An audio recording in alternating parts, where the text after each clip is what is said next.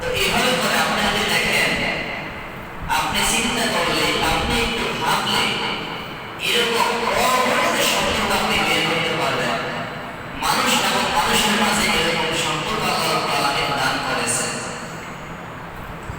এটাকে বলে তাআল্লুক।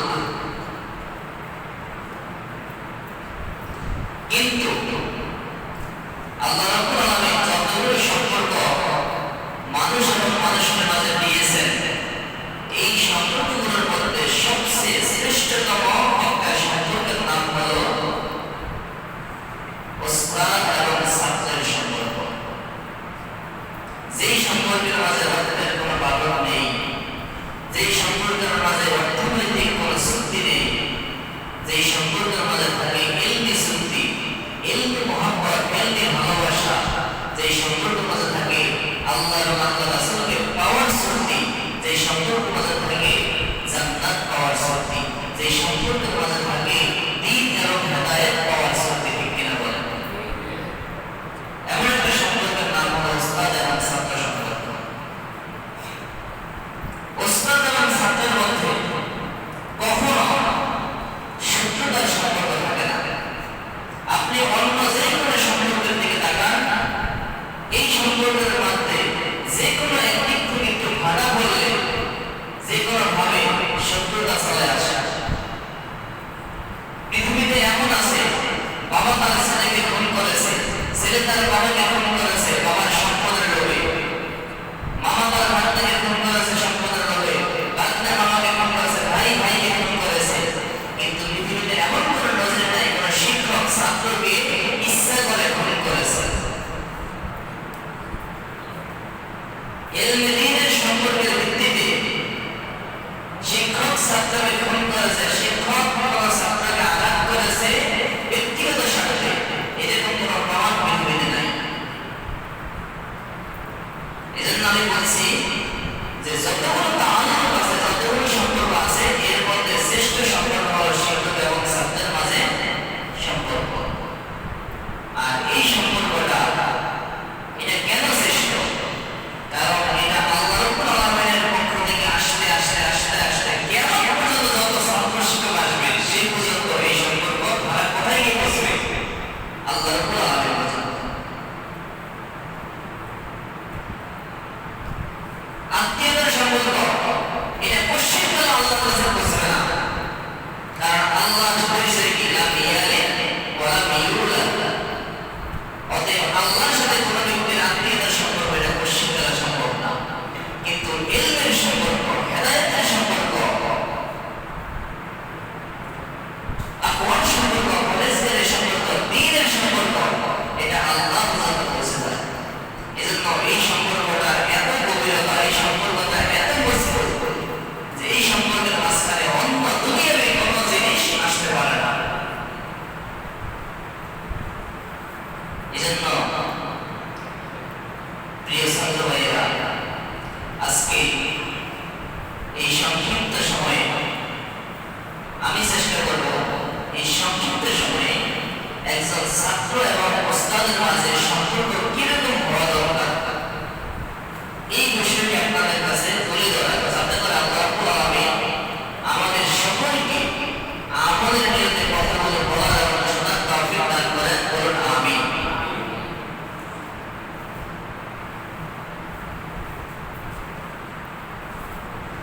প্রিয় ছাত্র ভাইরা, শুরুতেই আমি আপনাদেরকে একটি হাদিস শোনাই। হাদিস আসছে, রাসূল পাক সাল্লাল্লাহু আলাইহি ওয়াসাল্লাম ইরশাদ করেছেন বিদায় হজের ৬২ দিকে, ইয়া আইয়ুহান নাসু খুযু মিনাল ইলমি ক্বাবলা আন ইউকবাদা ওয়া ক্বাবলা আন ইউরফা। হে মানুষ সকল,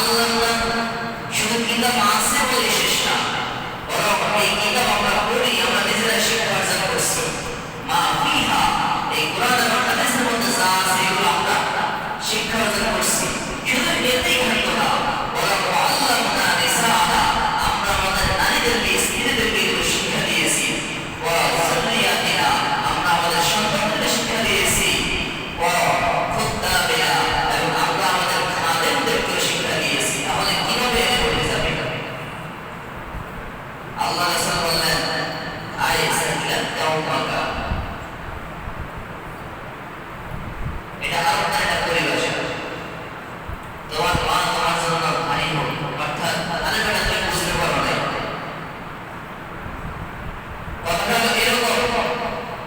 তুমি কি দেখো না ও হাজিনি ওয়ালুদ নাসারা অবাইনা আজহুরিহিম ওয়াল মাসাহিফা, ইহুদি নাসারা পৃথিবীতে আছে, তাদের মধ্যে তাওরাত আছে, জাবুর আছে, ইনজিল আছে, কি বলেন আছে না? কিন্তু লাম ইউসবিহু ইয়াতাআল্লাকুনা বিহারফিন মিম্মা জাআহুম বিহি আমবিয়াউহুম, ওই নবীরা তাদের কাছে যে কিতাব নিয়ে আসছে, মাসাহিফ নিয়ে আসছে, সুন্নাহ নিয়ে আসছে, তার সেই হরফগুলোর সাথে তাদের কোনো সম্পর্ক নাই।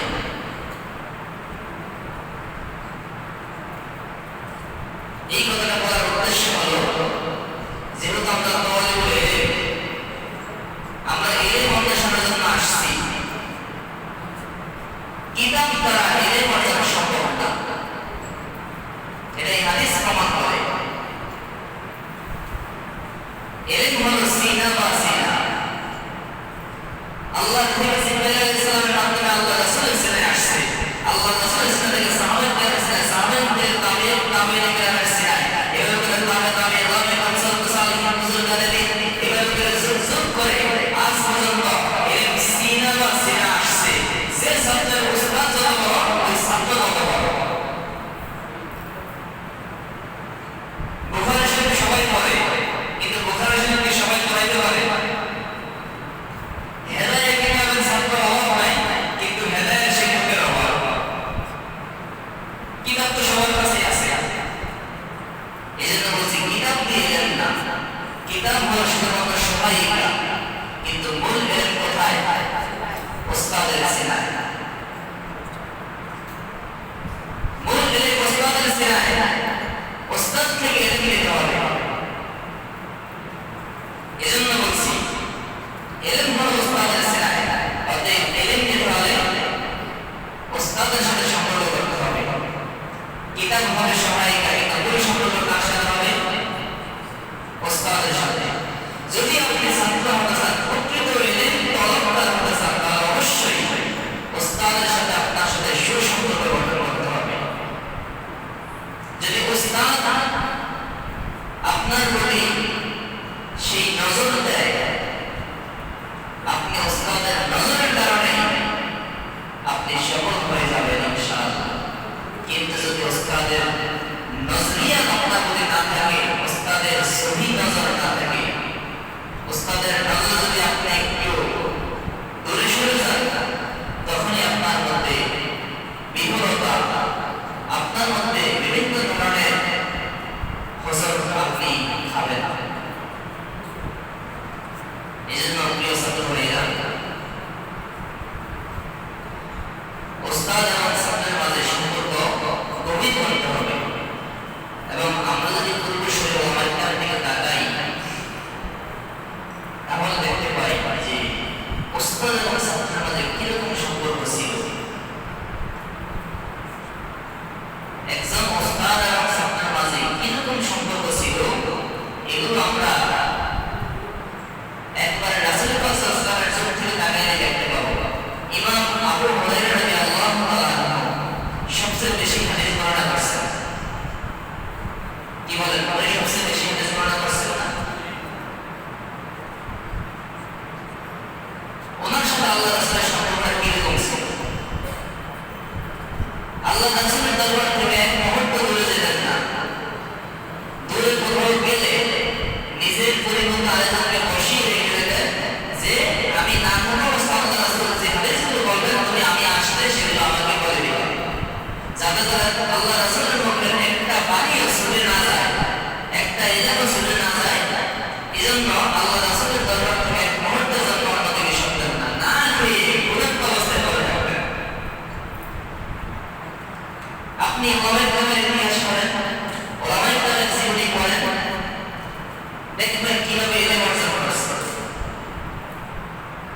এলেন সিনা বা সিনা, এই সিনা থেকে আসতে হলে এলেনটা খোলা না।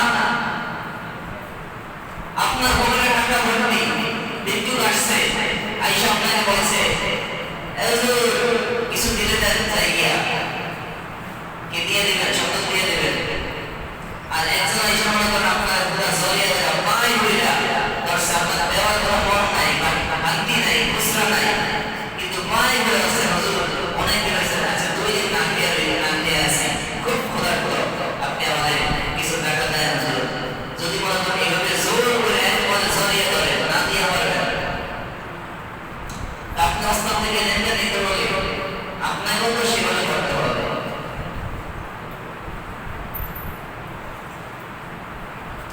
ওলামায়ে কেরামের জীবনে এটা আসছে।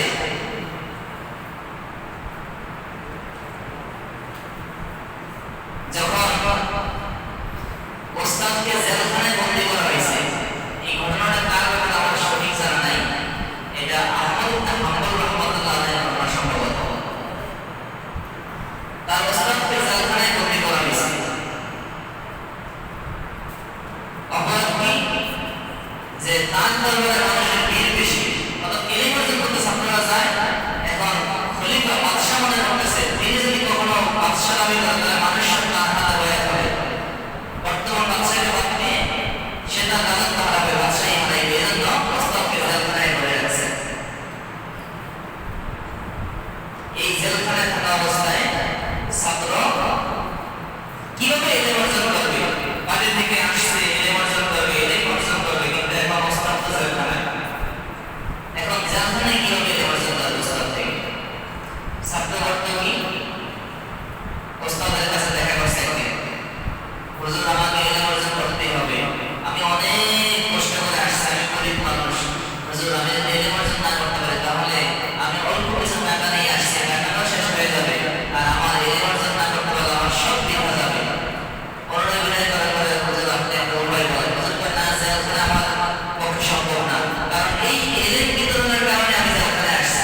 অর্থাৎ জেলখানায় বসে যে এলিম অর্জন এলিম তোমাকে দিতে চাই, তোমাকে পড়াইতে চাই, তখন তো উল্টা জেলখানে আমার সাথে পারবেন না, দেখা করে সুযোগ দেবে না, মনে করতে আমার কঠিন অত্যাচার করবে।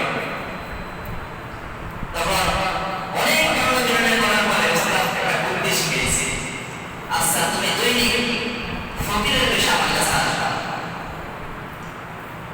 সিরা কাপড় সাপড় পরবা, কাঁধে একটা ঝুলি নিবা, ফকিরের বেশে আমার কাছে আসবা, আইসা বলবা একটা টাকা দেনারে ভাই, একটা টাকা দেনারে ভাই, এভাবে করতে করতে জেলখানার শুরু থেকে আস্তে আস্তে আমার পর্যন্ত আসবা। তখন তোমাকে আমি একটা দুইটা জাফরে একটা টাকা দিব, আর 2-1টা জাফরে হাদিস তোমাকে শিখিয়ে দিব। এভাবে করে জেলখানায় যতদিন ছিলেন দৈনিক গিয়ে এভাবে করে হাদিস শিখছে। জেলখানা থেকে মুক্তি পাওয়ার পরে অনেক ছাত্র ওস্তাদকে দেখতে আসছে, ওস্তাদের কাছে ভিড় জমাইছে।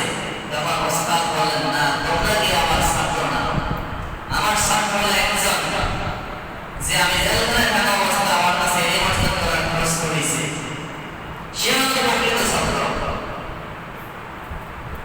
আপনি এটা তো বললে একটা ঘটনা, এরকম করলে আপনি যদি কিতাব মোতালা করেন তাহলে দেখবেন যে পূর্বের ওলামায়ে কিভাবে এলিম অর্জন করছে।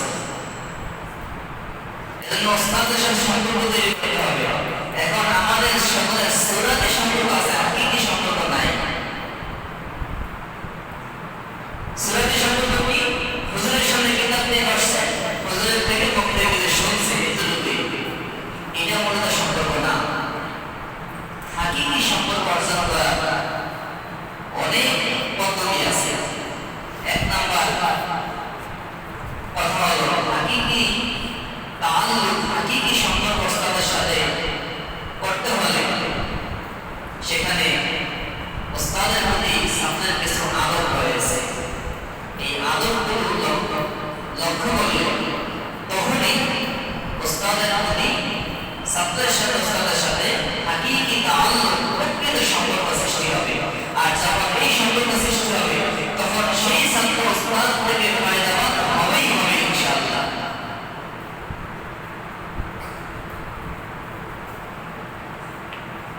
এবং আমাদের বাস্তবনে আমরা দেখছি ওই সমস্ত ছাত্রই আজকে সফল, ওই সমস্ত ছাত্রই আজকে বড় বড়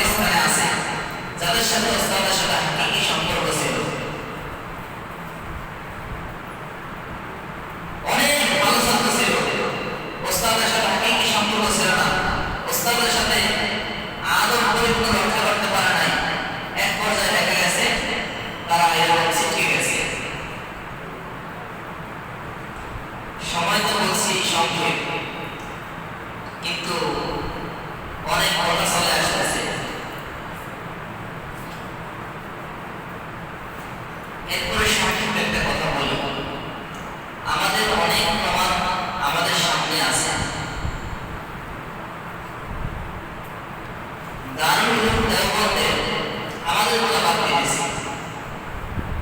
আমাদের মনে একটা ঘটনা বলতেছে, দারুল উলুম দেওবন্দের একজন ওস্তাদ, উনি যে কোনো একটা সংগঠন করছেন দারুল নাদওয়া নামে। তো একটা সমস্যা হওয়ার কারণে কিছু ছাত্র ওনার বিরুদ্ধে কথা বলছে, আন্দোলন করছে। আর ওই আন্দোলনের নেতৃত্বে দিয়েছে এমন একজন ছাত্র, যেই ছাত্র ছিল সবচেয়ে মেধাবী, যেই ছাত্রকে প্রত্যেকটা ওস্তাদ মানে মনে করতেন এইভাবে সেরা ছাত্র। এবং তারপরে বলা হয়েছে সে যখন মাত্র ৪ম-৫ম শ্রেণীতে বা এরকম জামাতে পড়ে, তখন এসে অনর্গল আরবিতে কথা বলা, এরপরে উত্তর সব লেখা, যে কোনো বিষয় ভিত্তিক আলোচনা করা, এগুলোতে এক্সপার্ট ছিল। তো ওই ওস্তাদ তার প্রতি মনোক্ষুণ্ণ হয়েছে, কিন্তু এটা কেউ জানে না। কিছুদিন পরে ওই ছাত্র পাগল হয়ে গেছে। তো সাইয়্যিদ সুলাইমান নদভী রহমাতুল্লাহ আলাইহি, তার ভাই ছিলেন আবুল হাসান নদভী। তিনি ছিলেন ডাক্তার, অনেক চিকিৎসা করেছেন, সুস্থ হয়নি। পরে শেষ পর্যায়ে ওনার কাছে আসছেন। তো ওনাকে বাড়িতে নিয়ে গেছে, তাকে শিকল দিয়ে বেঁধে রাখছে ছাত্রকে। তো সাথে সাইয়্যিদ সুলাইমান নদভী তিনিও গেছেন। অবস্থা দেখে, ছাত্রের অবস্থা দেখে তিনিও তার অবস্থা তিনি আর সহ্য করতে পারেন নাই, তিনি কেঁদে দিয়েছেন। আস্তে করে ফিরে এসে তিনি ওই উস্তাদের কাছে গেছেন, যে উস্তাদের নামে এরকম অপবাদ দিয়েছে, এরকম বিরুদ্ধতার বিরুদ্ধে আন্দোলন করছে। তিনি গিয়ে তাকে বলছেন, হুজুর, আমি যতটুকু অনুভব করতেছি যে আপনি এর প্রতি মনে কষ্ট দিয়েছেন, এবং আপনি মনে হয় তার ব্যাপারে কোনো শব্দ উচ্চারণ করে ফেলেছেন। ওস্তাদ যদি ছাত্রের ব্যাপারে কখনো কোনো শব্দ উচ্চারণ করে, বদদোয়া সূচক, তাহলে এটা কার্যকর হয়ে যায়। এজন্য ওস্তাদের একটা বৈশিষ্ট্য, যে ওস্তাদ ছাত্র অনেক সময় ওস্তাদের সাথে বিরাজমান করে, অনেক সময় ছাত্র বুঝে না, কিন্তু ওস্তাদ সহ্য করে, মুখে কোনো কথা বলে না, মুখে কোনো বদদোয়া সূচক কথা স্বাভাবিক বলে না। একেবারে হয়তো যার ব্যাপারে কঠিনভাবে পড়াশোনা হয়, তার ব্যাপারে মানে কন্ট্রোল না পারে না, তখন হয়তো চলে আসে। এছাড়া দেখা যায় অনেক ছাত্রের মধ্যে ওস্তাদ মাঝে মধ্যে রাগ হয়, কিন্তু সবার ব্যাপারে বদদোয়া সূচক কথা কিন্তু বলে না। কারণ ওস্তাদ চিন্তা করে, যদি একটা কথা বলে ফেলে, আল্লাহ না করুক, এই কথাটা তার ব্যাপারে কার্যকর হয়ে যাবে। এই জন্য ওস্তাদরা খুব সচেতন থাকে। তো ওনার মন থেকে অনেক কষ্টের কারণে কথাটা বের হয়ে গিয়েছে। তো ওই সাইয়্যিদ সুলাইমান নদভী তিনি তাকে বললেন, যে মুহতারাম,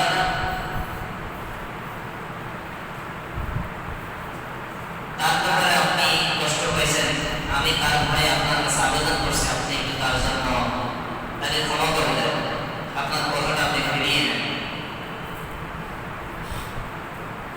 তিনি বলছেন যে আমি কে, আমি তারা বদদোয়া দেওয়ার কে, মানে নিজেকে ছোট মনে করে বলছেন, প্রথম কোনো কথা বলেন নাই, পরে এটা বলছেন। পরে বলছেন, হুজুর, আসলে আমি বুঝছি আপনি নিজেকে ছোট মনে করতেছেন, কিন্তু আসলে আপনি, আমার বিশ্বাস আপনার এই কথাটার কারণেই হয়তো বা তার এই অবস্থা। এরপর আপনি একটু চেষ্টা করেন, দেখেন মাফ করে দেওয়া যায় কিনা।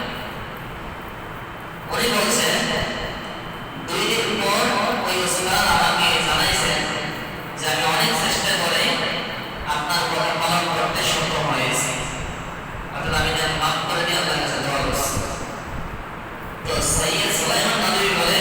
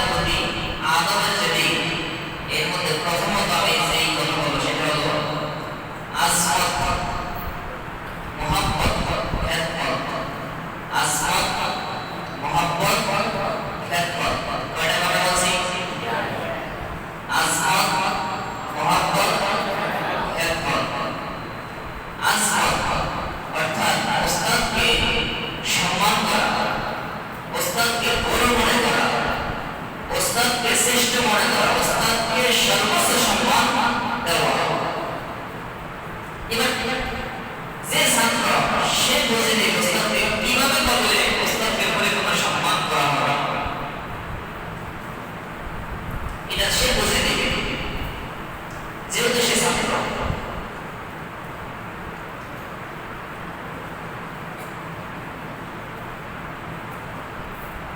তো ওস্তাদকে সম্মান করা, আজমাত করা কিভাবে জন্মগত হবে, এটা সে নিজে নিজে হাসিল করবে, নিজে নিজে বুঝবে যে কিভাবে ওস্তাদকে কি করলে তাজিম করা হবে।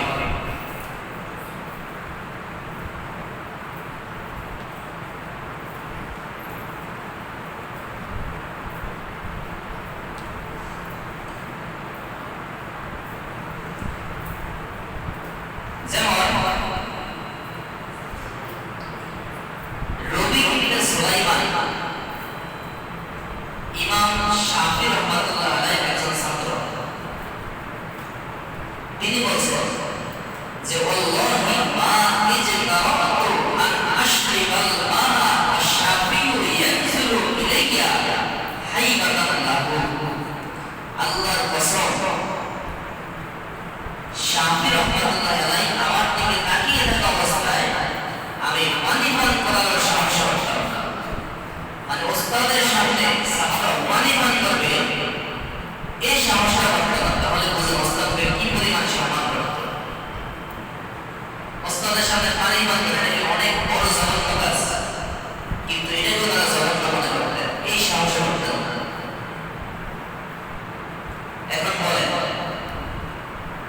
যদি ওস্তাদের সামনে পানি পান করাটা তাদের ছাত্রের জন্য দর্শনীয় হয়, তাহলে ওস্তাদের সামনে দেখতে যাওয়া,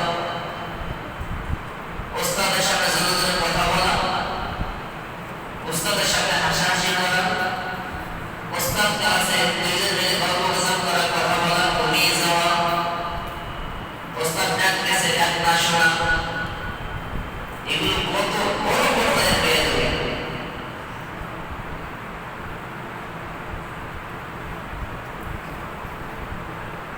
এই জন্য পার্সি কবি বলেছেন, বেয়াদব মাহরুমে কশতাস ফজলে রো। বেয়াদব আল্লাহর রহমত থেকে নৈরাশ হয়, বেয়াদব আল্লাহর রহমত থেকে, আল্লাহর ফজল থেকে সে মাহরুম থাকে। এই জন্য কোনোভাবে বেয়াদবের মতো কোনো কাজ করা যাবে না। ওস্তাদকে পরিপূর্ণ সম্মান করতে হবে। তো বলছিলাম, ওস্তাদকে সম্মানের ক্ষেত্রে আমি তিনটা কথা বলছিলাম। ওস্তাদের প্রতি আজমত, মহব্বত, খিদমত। কি বলছি? আজমত, ওস্তাদকে শ্রেষ্ঠ মনে করা, ওস্তাদকে শ্রেষ্ঠ সম্মান দেওয়া, সর্বোচ্চ পর্যায়ে সম্মান করতে হবে ওস্তাদকে। আমি দুইটা জিনিস বলে দিই। যেমন মনে করেন, ওস্তাদের কোনো জিনিস ব্যবহার না করা, ওস্তাদের কোনো জিনিস যেটা ওস্তাদ ব্যবহার করে এরকম কোনো জিনিস ব্যবহার না করা।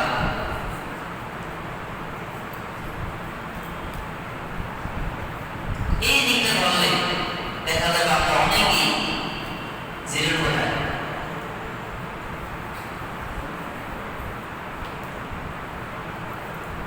এমনকি ছাত্রের জন্য ওস্তাদের কিতাব, এটাও ওস্তাদের অনুমতি ছাড়া পড়া নিষেধ।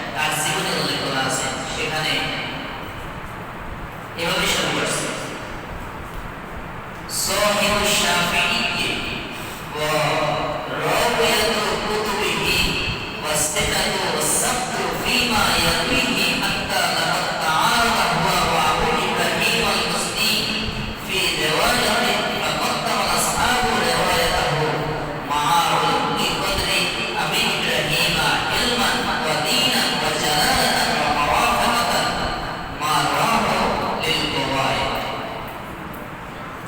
ইমাম শাফি রাহমাতুল্লাহ দুইজন শাফি, একজন হলেন আবু ইব্রাহিম আর একজন হলেন রবি ইবনে সুলাইমান।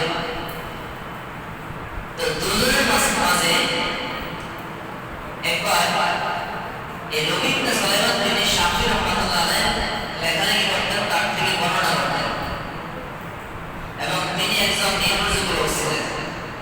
তো দুইজনের মাঝে একটা বিষয় নিয়ে একটা মতানৈক্য হয়েছে, ঝগড়া হয়েছে।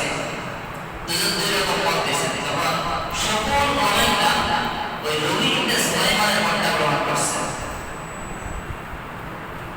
আপনি এটাকে বোঝার মতো সেরকম পর্যায়ে এখনো আপনার হয় নাই।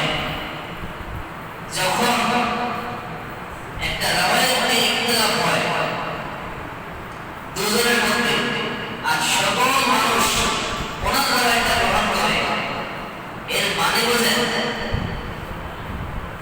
অর্থাৎ সকল উলামাদের নিকট তিনি নির্ভরযোগ্য ব্যক্তি সর্বদিক থেকে। উনি কত মুসলমান হবেন, কিন্তু তার জীবনের শুরুটা কিরকম ছিল জানেন? ইমাম শাফি রাহমাতুল্লাহ বলেন, ইমাম তাজউদ্দিন সিদ্দিক রাহমাতুল্লাহ বর্ণনা করছেন শাফি রাহমাতুল্লাহ থেকে, وقال القفال في فتاويه كان الربيع بطيء الفهم. সুলাইমান ইবনে রবি ছিল বাতিকুল ফাহাম, কম বুঝশক্তিওয়ালা, ধীর বুঝশক্তিওয়ালা। বুঝশক্তি ছিল ধীর, মানে বেশি বুঝতো না, কিতাবের কি করতো না, বুঝতো না। কেমন বুঝতো না? আপনি শুনে অবাক হবেন যে এরকম ছাত্র সে কিভাবে এত উঁচু করতে হয়। আমাদের সামনে আমরা তাকে বলতাম তুমি বাংলা কেমন থেকে কাজ কাম করো, কিরকম? فقرر الشافعي عليه مسألة واحدة أربعين مرة فلم يفهم. ইমাম শাফি রাহমাতুল্লাহ একটা মাসালা তাকে 40 বার পড়াইছে, এরপরে সে বুঝলেন। বর্তমান সময়ে কোন ছাত্রকে কোন ওস্তাদ দেখা যাবে একটা মাসালা 10 বার বললে, যদি 10 বার বলে 11 বার পরীক্ষা গেলে বলবে যে তুমি এই কাজ করো, তোমার পড়া একটা মাসালা 40 বার বুঝাইছে, এরপরে সে বুঝে নাই। তাহলে বুঝেন তার মেধা শক্তি কত দুর্বল ছিল। এরপরে কি হয়েছে? সে লজ্জিত হইয়া ইমাম শাফির মজলিস থেকে চলে গেছে, চলে গেছে যে এই মজলিস আমি কিভাবে থাকবো, আর নিজে নিজে লজ্জিত নিজেই চলে গেছে।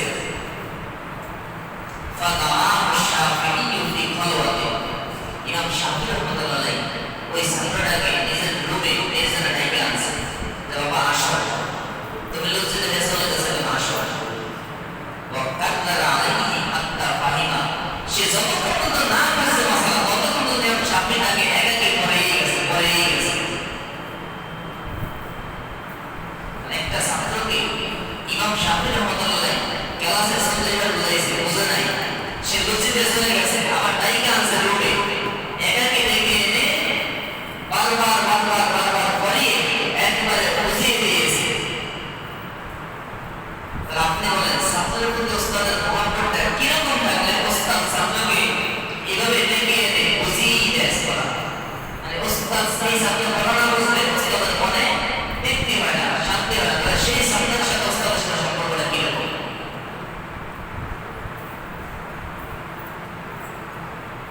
এই সম্পর্ক এমনি হয়েছে, এই সম্পর্কটা এমনি হয় না। কেমন হয়েছে? ইমাম শাফি রাহমাতুল্লাহ বলছেন, ইমাম শাফি রাহমাতুল্লাহ বলেন, মা খাদিমানি আহাদুন কত্তু, মা খাদিমানির রবি ইবনে সুলাইমান, আমার যত ছাত্র ছিল এই ছাত্রের মধ্যে রবি ইবনে সুলাইমান আমার যে খিদমত করেছে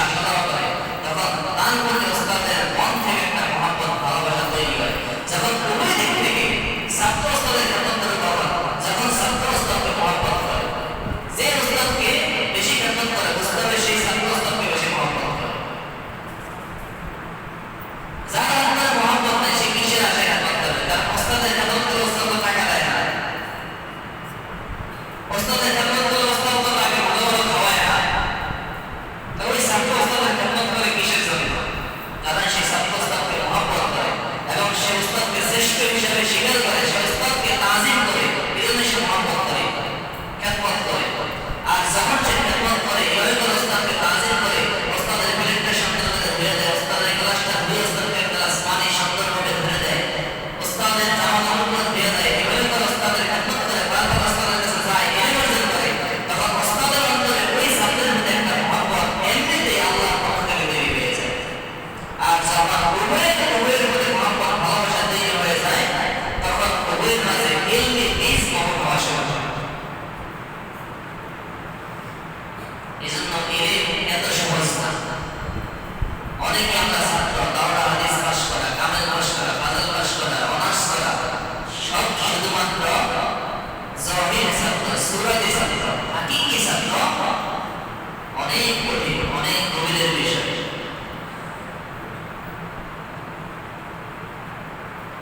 যাই হোক আমার প্রিয় ছাত্র ভাইয়েরা, আমি আর বেশি কথা বলছি না। আল্লাহ রাব্বুল আলামিনের কাছে আমি কামনা করব এবং দোয়া করব, আল্লাহ যেন আমাদের প্রত্যেকটা ছাত্রকে আদববান, আদবওয়ালা হক্কানি আলেম হিসেবে কবুল করেন।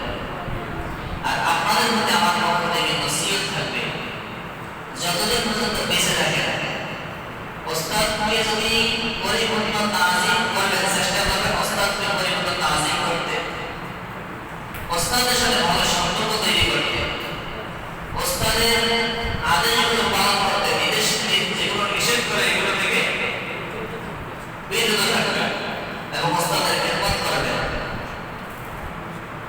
যদি ওস্তাদের সাথে সকল প্রকার আদব রক্ষা করার জন্য সর্বোচ্চ চেষ্টা করেন, কিন্তু যদি সম্ভব নাও হয়, তবে এমন কোনো কথা, কাজ, এমন কোনো কথা বলবেন না, এমন কোনো কাজ করবেন না যে কারণে ওস্তাদের সাথে বেয়াদবি হয়, অথবা কোনো কারণে ওস্তাদ আপনার প্রতি মনে কষ্ট পায়।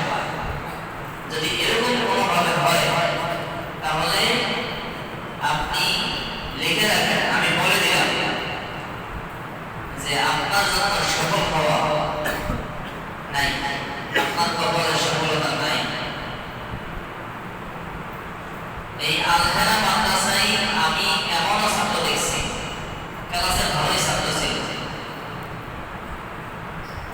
কিন্তু কিছু কিছু ওস্তাদের সাথে এরকম হয়তো ওস্তাদ মনে কষ্ট পাইছে, কিন্তু দেখা গেছে এক পর্যায়ে সে ঝরে গেছে, অন্য পথে চলে গেছে। এখানেও আছে মসজিদ, আমাদের ছাত্র জীবনে দেখছি, এবং এই শিক্ষকতা জীবনেও এরকম কিছু কিছু ছাত্র আমরা দেখছি। এজন্য যদি আপনি, একটা কথা আছে, বেয়াদবি করার থেকে দয় হাজার টাকা ভালো। ওস্তাদের সম্মান করতে না পারেন, খেদমত করতে না পারেন, কিন্তু কখনো যেন বেয়াদবি না হয়। যখন যেভাবে বলবে ঠিক সেভাবেই করতে হবে। কিতাবে আসছে, ছাত্র ওস্তাদের সামনে এরকম থাকবে, একজন মৃত ব্যক্তি তসিলের নিকট, গোসল দেওয়ালা ব্যক্তির নিকট যেরকম থাকে, যে গোসল দেয় সে মৃত ব্যক্তিকে ডান কাঁধে সরাইলে ডান কাঁধে, বাম কাঁধে সরাইলে বাম কাঁধে, বসাইলে বসা, সে কি নিজের লড়ার কোনো ক্ষমতা আছে?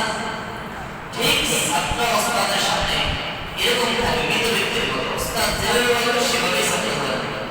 ওস্তাদের কথা মৃত্যু পরিমাণ খারাপ করবে না, তখনই সে ছাত্র ওস্তাদ থেকে ইলম পাবে।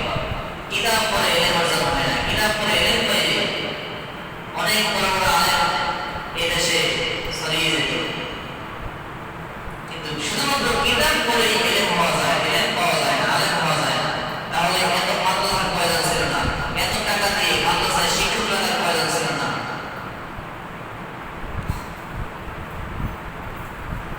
যাই হোক, আল্লাহ রাব্বুল আলামিন আমাদের